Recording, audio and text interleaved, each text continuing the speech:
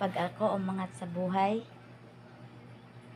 yung ginagawa ko rin ngayon, at pag may makikita talaga ako na gagawin rin niya yung ginagawa ko ngayon, ibibigay ko talaga sa kanya yung stars. Kasi ako, mag-isa lang ako eh.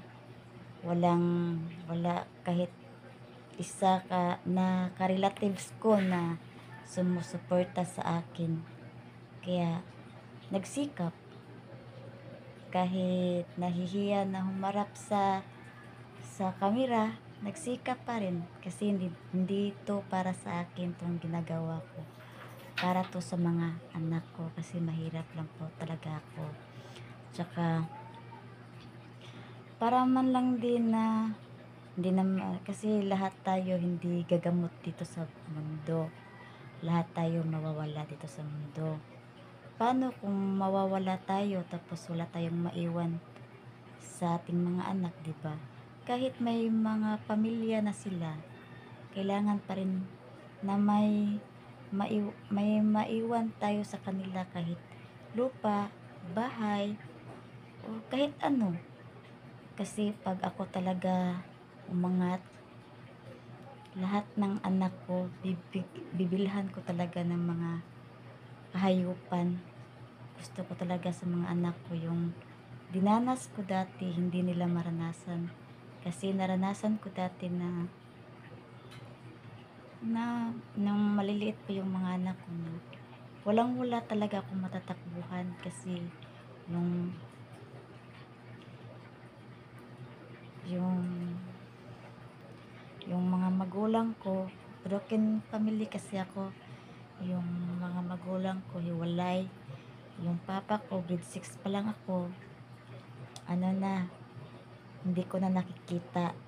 Tapos yung mama ko naman, pumunta sa Manila. Grade 6 pa ako, tapos kapatid ko, maliliit pa. Yung dalawa kong kapatid, maliit pa.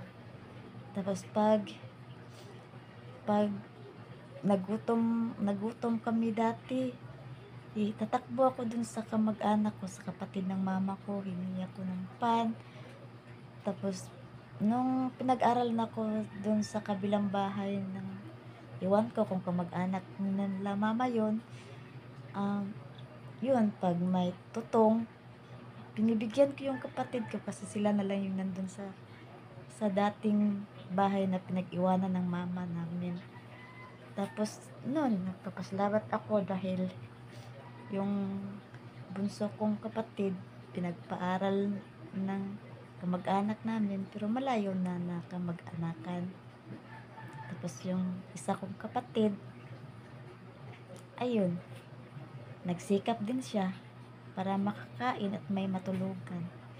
Kaya talagang pagsikapan ko po na kahit wala man, hindi man sa akin lumaki yung mga anak ko, pagsikapan ko po talaga na may maiwan po talaga ako sa kanila.